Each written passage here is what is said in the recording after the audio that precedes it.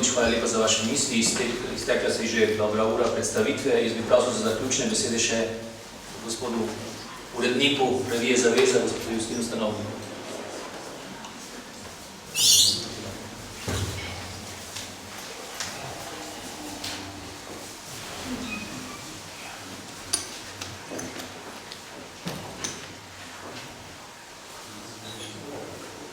Lepo vse pozdravljam.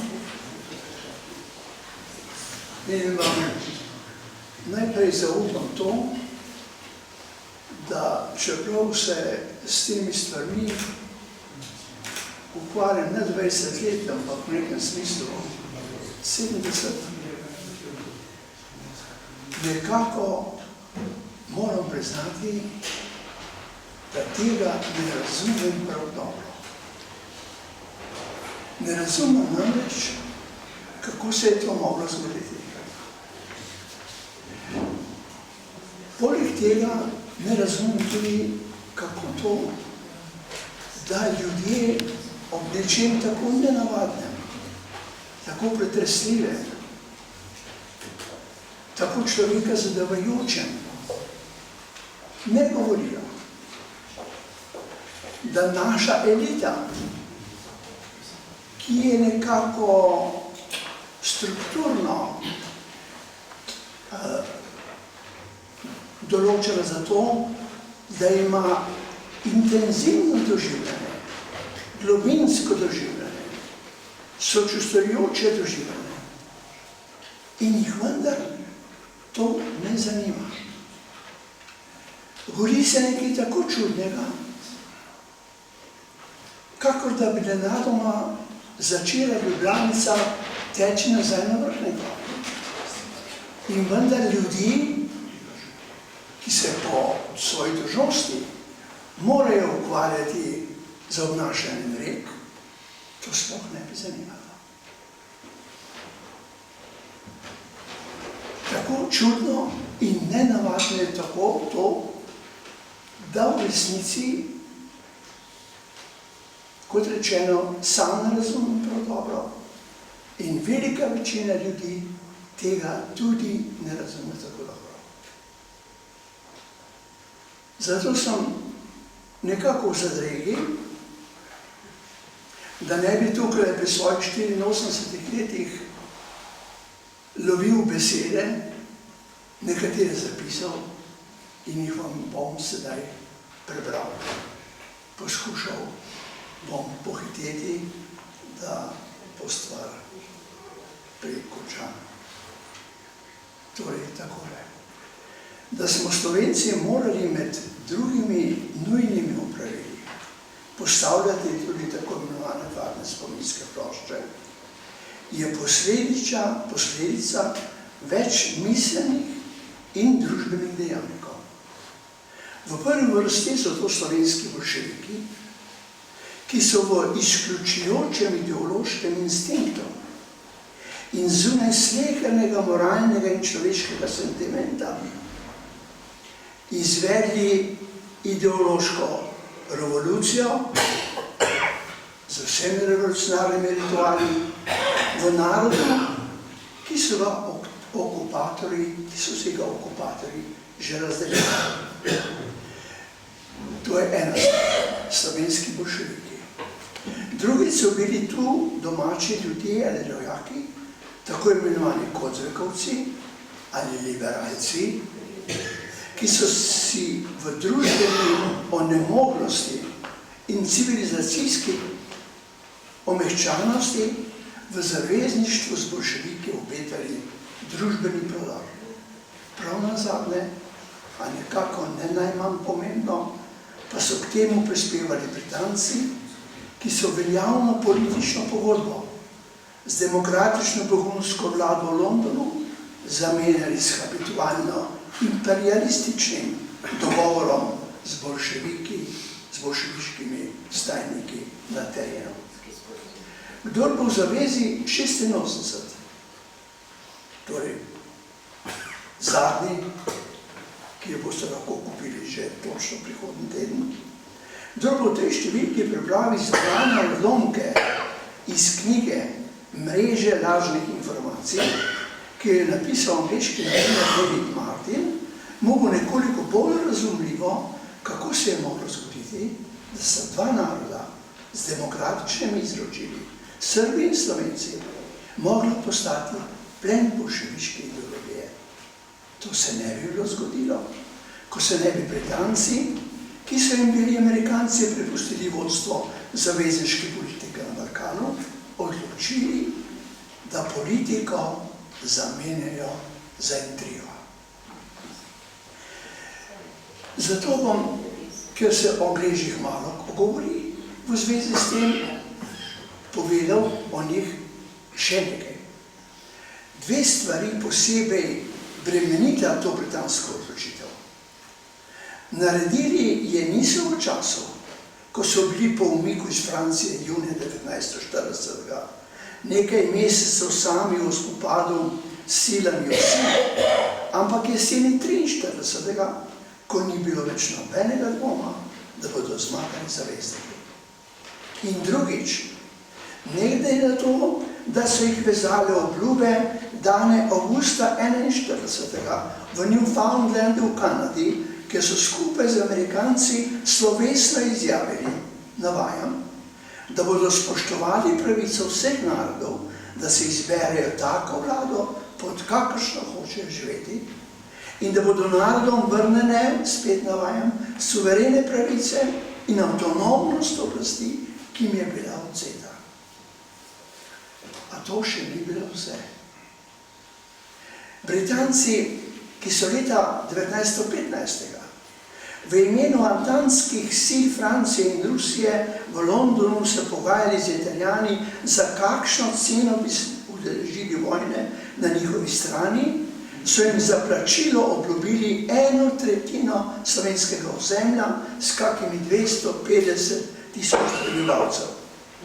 Čez en mesec so Italijani obljubo uresničili, napovedali Avstriji vojno in po premirju 3. maja 1918 zasedli obljubljeno ozemlje. Angleži so jih spustili tako rekoč pred vrata Ljubljane.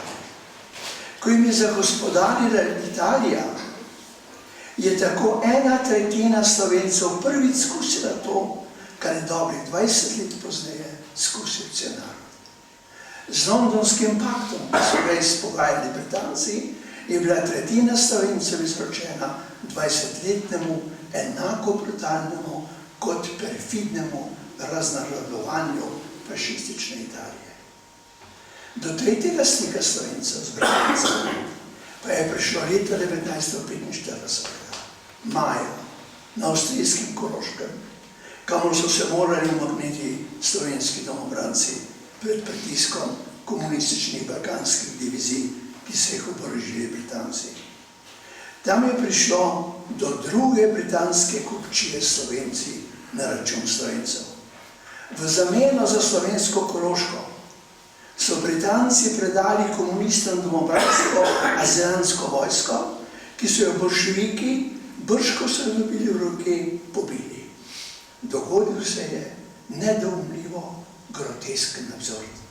Slovenci smo svojo krvjo plačali izgubo svoje zemlje, svoje Koroške. S 15.000 mladimi slovenskimi življenj so Britanci plačali slovenskim komunistom, ne da bi Koroško dobili, ampak da so se odpovedali ambicijam, da bi jo kdaj dobili. Kako boljševiki sedaj prenašajo ta zločin in te zločine? Sposobni so ga prenašati, ker so ga sposobni ignorirati.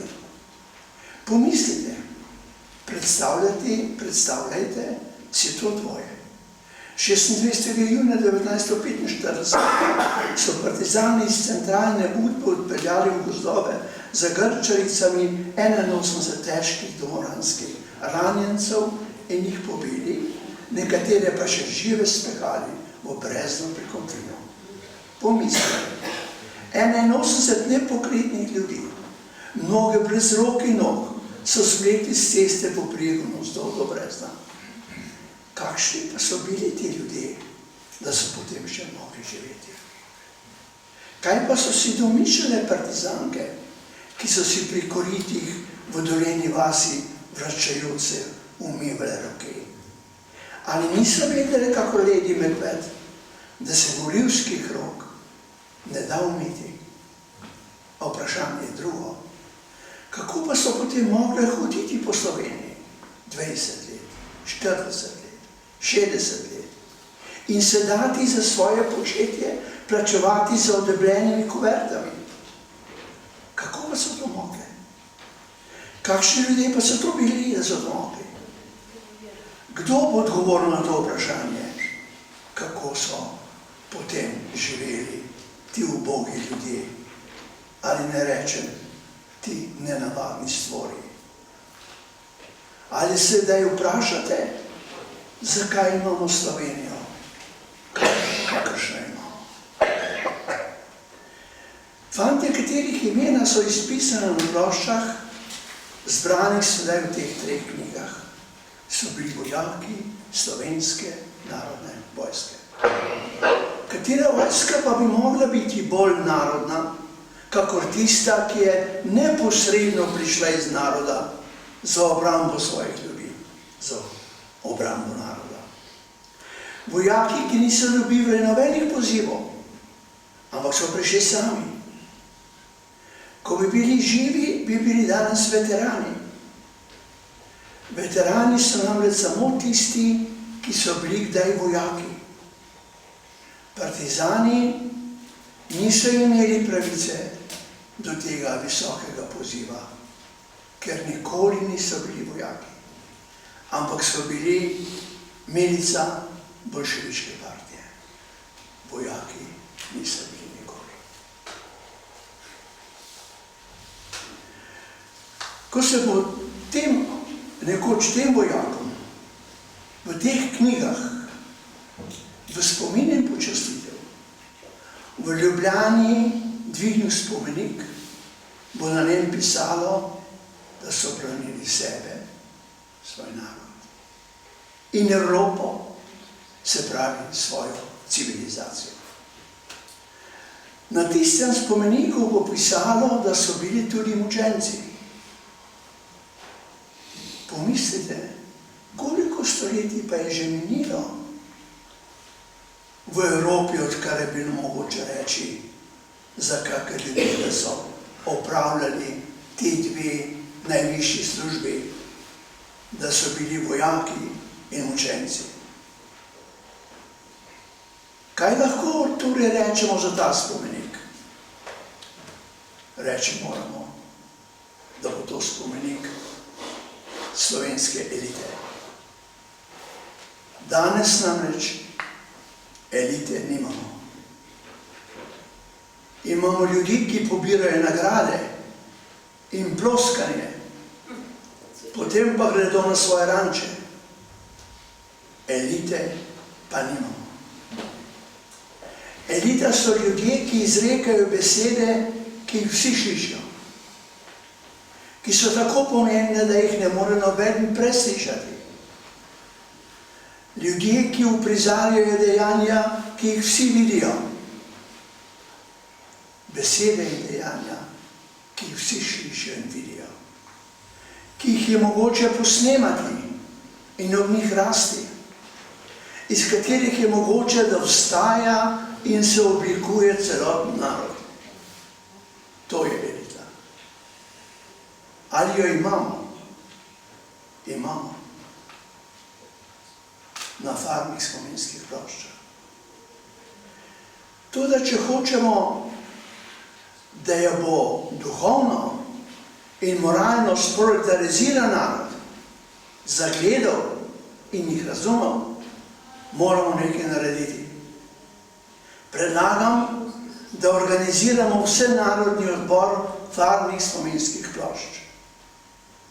Kar nujno potrebujemo, je vsenarodna organizacija slovenskih farmih spominskih plošč. Ne recite, ko boste šli domov, bodo že drugi. Recite nekaj drugega. Če ne boš ti, ne bo nobeden.